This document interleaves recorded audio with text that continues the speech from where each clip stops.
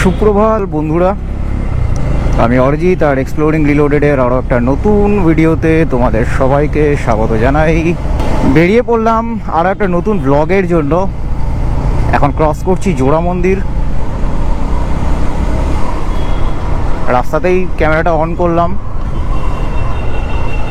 আর বাড়ির গলিগালা বারবার দেখিয়ে করবোটাই বা কি। তো যাই হোক, ঘড়িতে বাজে এখন 5:58, প্রায় 6টায় ধরছি আমি। নাইট ডিউটি শেষ করেই তৈরি হয়ে বেরিয়ে পড়েছি। একটা হাওয়ার আওয়াজ কি আসছে তোমাদের কানে? আমি শিওর না, হয়তো আসছে। এটা ভাইজারটা খোলা আছে, তাই মানে সবে সবে জার্নি শুরু করেছি তো ওই জন্য আর ভাইজারটা এখন বন্ধ করছি না। N250 নিয়ে আজকে হবে মফস্বল, তারপরে হাইওয়ে রাইডিং। মফস্বল বলতে গেলে বেলঘরিয়া এক্সপ্রেসওয়ে, মানে এয়ারপোর্টটা ক্রস করার পরেই বেলঘরিয়া এক্সপ্রেসওয়ে পড়বে। ওটা ক্রস করার পরে, মানে ওটা কমপ্লিট করার পরে পড়ে যাবে বম্বে ওর দিল্লি রোড কানেক্টার। তারপর তোমার উপর ডিপেন্ড করছে তুমি কোন দিকে যাবে। আজকে ইচ্ছা আছে কোলাঘাটের দিকে যাব।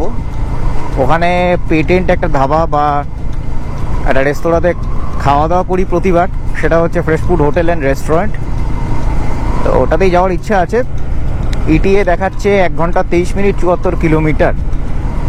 7:20-তে পৌঁছবো দেখাচ্ছে, মানে মোবাইলে। এবং এই চালাতে চালাতে তোমাদেরকে আমি জানাবো যে এই বাইকটা নিয়ে আমার ফিডব্যাকটা কি আছে। সিগন্যালগুলো না খুব ভয়ানক, জানো তো। এখন গ্রিন আছে তো হট করে হলুদ হয়েই লাল হয়ে যাবে। বাউন্সি রোড পেলাম, মানে রাস্তা ঠিকঠাক যাচ্ছিল, হঠাৎ করে নামতে হলো। এই আবার বাউন্সি রোড, আবার বাউন্সি রোড। বাউন্সি রোডের ফিডব্যাক বলতে গেলে স্টেবিলিটি যদি বলি, তো আমি তো একটা একদম লিমিটেড স্পিডের মধ্যে রয়েছি, সেই জন্য স্টেবিলিটির কোনো ইস্যু আমি পাচ্ছি না। ঠিক আছে, গাড়ি ওবেলও করছে না। একটা বাউন্সি ফিল আছে, যেহেতু সাসপেনশনটা সফটওয়্যার সাইডে সেট আপ করা আছে, সেই জন্য ওই বাউন্সি ফিলটা থাকবে। আর এটা পালসারের ট্র্যাডিশনাল একটা সাসপেনশন সেট আপ। আমার যখন পালসার 150 ছিল সিঙ্গেল চ্যানেল ABS, ওটাতেও এরকমই ছিল, সফট সাসপেনশন ছিল। তারপরে আমি ডমিনার চালাই, ডমিনারে হার্ড সাসপেনশন ছিল। তারপরে এটাতে এসছি তো স্বাভাবিক সফট তো লাগছেই, একদম মাখনের মতো সাসপেনশন। এবার থ্রটল রেসপন্সটা একটু দেখে নিই।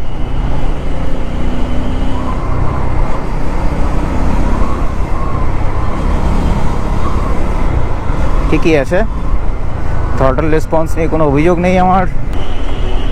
আজকে ছোট্ট করে একটা হাইওয়ে রাইডিংয়ের ব্লগ হয়ে যাক N250-র উপরে। তার সাথে তোমরা দেখে নাও, তোমাদেরকে বলে দিই, এটা কিন্তু GoPro Hero 10। এটাতে তোমরা দেখছো মোটো ব্লগিং। ভাইব্রেশন দেখো, এটা ডিপেন্ড করছে। তুমি যদি এখন Yamaha FZ 150 অথবা তুমি যদি জিক্সার 150 থেকে 155 থেকে এখানে আসো এই বাইকটাতে, সেক্ষেত্রে ভাইব্রেশন ফিল করবে কিনা সেটা নিয়ে আমি কিছু বলতে পারবো না। বাট আমি যেহেতু ডমিনার 250 চালিয়েছি, কাজেই আমার কাছে এটা একদম মানে একদম নিম্বল, মানে জলের মতো স্মুথ আর কি, মানে কি বলবো, লিকুইড যাকে বলে একদম। সাথে গ্রাউলটার জন্য ফিলও হচ্ছে যে হ্যাঁ, আমি একটা 1/4 লিটার ইঞ্জিনের বাইক চালাচ্ছি, 250cc, ভালো লাগছে। একটা ছোট ইস্যু আমার ফিল হয়েছে, সেটা হচ্ছে গিয়ার শিফট করার সময় না, মানে ধরো এই তো আমি বাইকটা নিয়ে দাঁড়িয়ে গেলাম, এরকম অবস্থাতে যদি নিউট্রাল করে ক্লাসটা ছাড়ছি, তো ফাট করে ওটা তোমার গিয়ারের জায়গাটা N লেখা আছে, তো ওই জায়গাটা ডট ডট দেখাচ্ছে, আর গাড়ি ঝটকা মেরে দাঁড়িয়ে যাচ্ছে। হয়তো নতুন গাড়ি বলে এরকম হচ্ছে। কোন এটা পুলিশ হয়ে যদি অপোজিটে গাড়ি নিয়ে আসে, তুমি ভাবতে পারছো? আর ঠিক সেই সময়টা আসছে যেই সময়টা এখান থেকে সিগন্যালটা খোলা হয়েছে। ও দেখো, আমার তো আজকে কোনো তাড়া নেই, আর আমার আজকে বেশি দূর যাওয়ারও নেই, কাজেই আমি একদম কুজি মেন্টালিটি নিয়ে এই 60-এর মধ্যে থেকেই যাব। আর তাছাড়া সেটা আমাকে করতেও হবে, তার কারণ আমার ফার্স্ট সার্ভিসিং হয়নি। ওই 3,500-4,000 RPM আর 60 থেকে 65 স্পিড লিমিটের মধ্যে বাইকটাকে টানতে হবে। এটা হচ্ছে সিটি ট্রাফিকের বাইরে মফস্বল এবং হাইওয়েতে পালসার N250 চালালে কীরকম লাগছে। যারা তোমরা N250 নেওয়ার কথা ভাবছো, এই 2024 অবতার যেটা, আমার হিসাবে এটা জেনারেশন 3। এটাতে কিন্তু সমস্ত রকম আপডেট দিয়ে দিয়েছে, ইউএসডি সাসপেনশন থেকে শুরু করে ফিচার বাড়ানো থেকে শুরু করে কসমেটিক্স চেঞ্জেস থেকে শুরু করে টায়ার চওড়া করা থেকে শুরু করে অনেক কিছু। এই বাইকটা বেসিক্যালি দেখো, এখন আমি মফস্বলে আছি, মফস্বলের হিসেবে আমি তোমাদেরকে বলছি, যারা ডুয়াল পারপাস রাইড করতে চাও, যাদের একটু সিটি রাইডিং আছে বা সিটি রাইডিং হয় যাদের, হ্যাঁ, পাশাপাশি যাদের তোমাদের হাইওয়েতে যাওয়ারও প্রয়োজন পড়ে বা তোমরা রাইড করো, অথচ 250cc সেগমেন্টের বাইক চাইছো, একটা নতুনত্ব চাইছো সেই বাইকটার মধ্যে, যেন মান্দারতারা মলের কোনো জিনিস সেই বাইকে না থাকে, পুরো আপগ্রেডেড নতুন ফিচারের সাথে, সেফটি ফিচারের সাথে, তো আমি বলবো যে এটা একবার চালিয়ে দেখো, তারপরে ডিসাইড করো। আমার কথায় না, কারোর কথায় না, আমি এটুকু বলতে পারি আমি খুব খুশি। দেখো, এটা হলো প্যানিক ব্রেকিং, ঠিক আছে? যখন প্যানিক ব্রেকিং করবে খুব সাবধান, বাইক বোঝার জন্য আবার বিপদ ঘাড়ে ডেকে এনো না। খুব সুন্দর একটা গ্রাউল আছে, মানে আমি ফুল ফেস হেলমেট পরে আছি, বেশ মোটা প্যাডিং SMK এর হেলমেট আমার, হয়তো তোমরা অনেকেই দেখে থাকবে। দেখো আমি দেখাচ্ছি, দেখা যাচ্ছে তো? এই হেলমেটেও কিন্তু আওয়াজটা আসছে, ভাইজার যদিও খোলা আছে আমার, বেশ একটা বুমি সাউন্ড আসছে।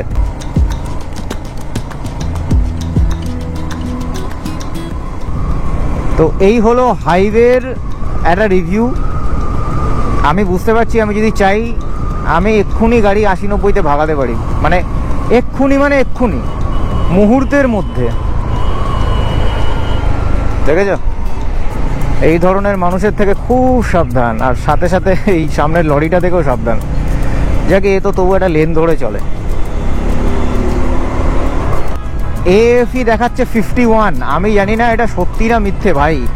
অ্যাভারেজ ফুয়েল ইকোনমি তোমরা দেখতে পাচ্ছ কিনা জানি না, দেখো এই ডান দিকে নিচে কোনায় দেখতে পাচ্ছ AFE A-51, উপরে ছোট্ট করে KM/L। আমি জানি না এটা সত্যি না মিথ্যে। 51টাকে চলো আমি 45 ধরছি, মানে 5-6 করে কমিয়ে ধরতে হয়, আমি শুনেছি এটা। তো যখন সিটিতে রাইড করছিলাম, এইটা তোমাদেরকে বলে দেওয়াটা জরুরি। ভাইজারটা বন্ধ করি, দাঁড়াও, ভাইজারটা বন্ধ করে দিয়েছি, ঠিক আছে? তো যখন সিটিতে চালাচ্ছিলাম বাইকটা, তখন আমার মাইলেজ ওই AFE-তেই দেখাচ্ছিল 35ও না, 34 দেখাচ্ছিল। তো এখন দেখাচ্ছে 51। তো বেসিক্যালি হ্যাঁ, ওই ক্লাচ, গিয়ার শিফটিং এইসব করা হচ্ছে না বলে মাইলেজটা বেড়ে গেছে। তো 250cc বাইকের মধ্যে মাইলেজ ওরিয়েন্টেড বাইক, এত সুন্দর একটা প্যাকেজের সাথে, মানে আর কি বলবো বলো। আর হ্যাঁ, এই মাইলেজটা তো খুশি হওয়ারও কিছু নেই, তার কারণ ভাই 250cc গাড়ি নিয়ে তো কেউ 50-60-এ চালাবে না। তো 50-60-এ চালানোর ক্ষেত্রে এটা আছে। এরপরে তুমি নিশ্চয়ই স্পিড বাড়াবে এটাতে, মানে তুমি মিনিমাম থাকবে, ধরে নাও এই বাইকে কত 70-80-তে তো মিনিমাম থাকবে, ঠিক আছে? মানে এই যে রাস্তাটা দেখছো এখন, আমার বাইকের যখন সার্ভিসিং, ইভেন ফার্স্ট সার্ভিসিংও হয়ে যাবে, আমি এই রাস্তা দিয়ে 80-তে গাড়ি ছোটাবো। আমি রেকমেন্ড করবো না কাউকে হাই স্পিডে বাইক চালানোর জন্য, বাট বললাম আর কি, আমি আমার নিজের পারসেপশনটা বললাম, মিথ্যে কথা বলে তো লাভ নেই। তো তখন কিন্তু মাইলেজটা একটু হলেও ড্রপ করবে। হ্যাঁ, ওবলিং নিয়ে আমি এই মুহূর্তে কিছু বলতে চাইছি না, তার কারণ হচ্ছে ওবলিংটা বুঝতে হলে স্পিডটা আরও বাড়াতে হবে, অ্যান্ড গাড়িতে টপ বক্স কাইন্ড অফ কিছু বা টেল ব্যাগ কাইন্ড অফ কিছু মাউন্ট করতে হবে বা ইনস্টল করতে হবে, তখনই বোঝা যাবে গাড়িটা কতটা ওবল করছে। তার কারণ পেছনে যদি ওয়েট না থাকে, গাড়ি যদি হালকা থাকে, তখন একরকম গাড়ি রিয়াক্ট করে, আর যদি থাকে ওয়েট পেছনে, এই টপ বক্স বা ধরো একটা বড় টেল ব্যাগ, ভারী টেল ব্যাগ, তখন একটা আলাদা ভাবে গাড়ি কিন্তু রিয়াক্ট করবে। তো ওই কারণে ওগুলো ওবলিং রিলেটেড, ওই কারণে আমি এখন ওবলিং নিয়ে কিছু বলতে চাইছি না, ঠিক আছে? ফার্স্ট সার্ভিসিংটা হোক। আর তাছাড়া তোমরাও লিখে জানাও তোমরা অ্যাকচুয়ালি কি কি ভিডিও এই বাইকটা থেকে এক্সপেক্ট করছো, বা এই আমার এই চ্যানেল থেকে এক্সপেক্ট করছো। N250-র উপরে আমি অবশ্যই প্রেজেন্ট করার চেষ্টা করব। এনিওয়েজ, যেটা বলতে যাচ্ছিলাম, এটা তোমরা দেখছো কিন্তু GoPro Hero 10-এর ভিডিও রেকর্ডিং মোটো ব্লগিং সেটআপে।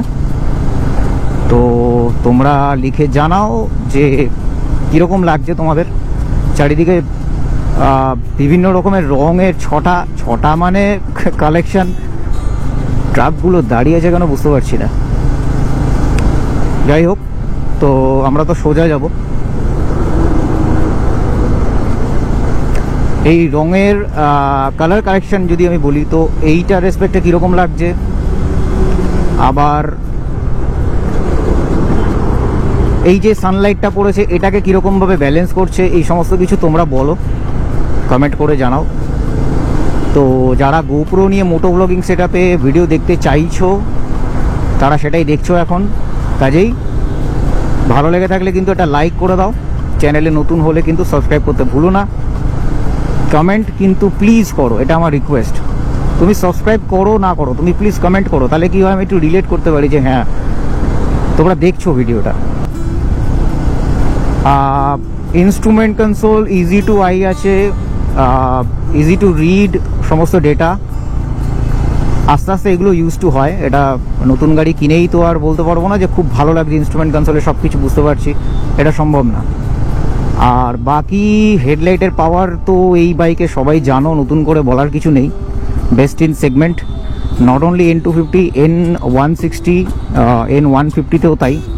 হ্যান্ডেলের যে একটা অসুবিধা আমার কেন জানি না একটু লাগছে যে হ্যাঁ যদি একটু স্ট্রেট হ্যান্ডেল হতো ভালো হতো। বিকজ এই যে দেখতে পাচ্ছ দুদিকে, এই দেখো হ্যান্ডেলটা এরকম বেঁকা, তো এদিকে এরকম রাইট সাইডেও কিন্তু বেঁকাই আছে। আমি দেখাচ্ছি তোমাদেরকে, দেখো রাইট সাইডেও হ্যান্ডেলটা বেঁকা, ঠিক আছে? এই জিনিসটার জন্য কি হয় না, অনেকক্ষণ ধরে লং স্ট্রেচে যখন তুমি চালাবে তখন হাতের এই চেটোতে, হাতের তালুতে কিন্তু ব্যথা করবে। ট্রাফিক ফিল্টার করা বা ডজিং করা তো দুর্দান্ত, ঠিক আছে, সেটা নিয়ে তো কিছু বলার নেই। আর হচ্ছে সিটিং আর্গোনমিক্সের হিসেবে আমার যেটা পার্সোনালি মনে হচ্ছে যে তুমি ঝুঁকে বসছো, খুব বেশি ঝুঁকে নয়, আপরাইট কিন্তু নয়, এটা কিন্তু বলে দিলাম, এটা কিন্তু মাথায় রাখবে। এটাতে আপরাইট পশ্চারই নেই। কেউ যদি বলেছে এটাতে আপরাইট পশ্চার আছে সে কিন্তু ভুল বলছে। এটা কিন্তু বড় বাইক নয়, মানে গাড়ি বলছি, ডোন্ট মাইন্ড, এটা কিন্তু বড় বাইক নয়, মানে 250cc হিসাবে ভীষণ কম্প্যাক্ট, ভীষণ একটা কি বলবো কম্প্যাক্ট সাইজের বাইক। বড় না ছোটও না, ছোট তো নাই। এছাড়া হর্নটা যেটা আমার খারাপ লাগার একটা জায়গা আছে, মানে অ্যাট এনি ইনস্ট্যান্ট যদি আমাকে বলতে হয় তাহলে হঠাৎ করে বলতে হলে আমি বলবো হর্ন। মানে একটা তো হ্যান্ডেল বার আমার লাগছে যে স্ট্রেট হলে ভালো হতো। বাবা, এখানে আবার সিগন্যাল দিয়ে দিয়েছে, এখানে তো সিগন্যাল ছিল না। বাপরে বাপ, একটা ন্যাশনাল হাইওয়েতে যদি এরকম সিগন্যাল হয়, মানে যেখানে যেখানে লোকালিটি বাড়ছে সেখানে সেখানে যদি একটা করে সিগন্যাল দিতে থাকে, তাহলে হাইওয়ের কি প্রয়োজন বা মর্মটা কি? দেখতে দেখতে এসে গেলাম Jala Dhulagori toll plaza. Toll gate আর 500 মিটার দূর। ডমিনারে কি হতো, গাড্ডা এলে পরে আমি নিশ্চিন্তে সোজা বেরিয়ে যেতাম। ব্রেকিংটা টেস্ট করছি, রে বাপরে বাপ, গাড্ডা এলে পরে না ডমিনারে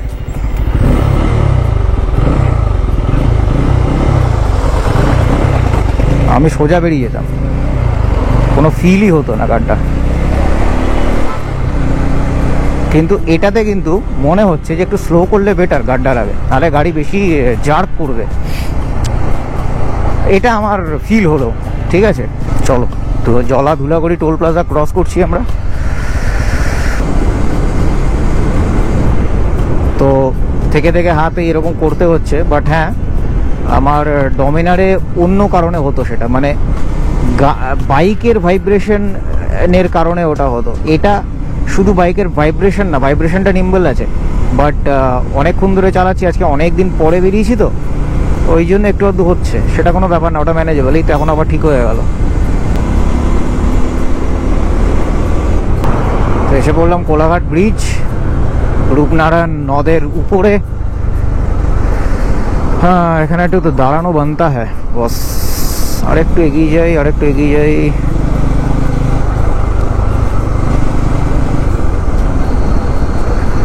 তো বন্ধুরা, দেখতে দেখতে এসে পড়লাম কোলাঘাটের রূপনারায়ণ নদে।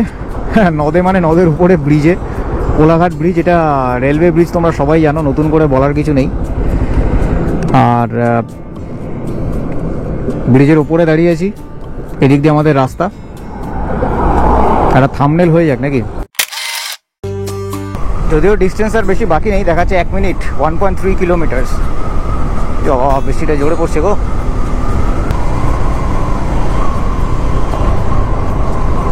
তো বন্ধুরা, এসে গেলাম fresh food hotel and restaurant. আজকের মতো চালানো এই সমাপ্ত আমি করলাম। এখানে খাওয়া দাওয়া করবো, কিছু ব্রেকফাস্ট, তারপরে কিন্তু আমি এখান থেকে বেরিয়ে যাব। ভিডিওটা কীরকম লাগলো লিখে জানাও। ভালো লাগুক মন্দ লাগুক, তোমাদের মতামত কিন্তু আমাকে লিখে জানাতে ভুলো না। চ্যানেলে নতুন থাকলে সাবস্ক্রাইব করতে ভুলো না। তোমরা দেখলে N250-র highway riding within 4000 kilometre review, ঠিক আছে, সাথে GoPro 10-এর মোটো ভ্লগিং সেট আপের রিভিউ। চলো।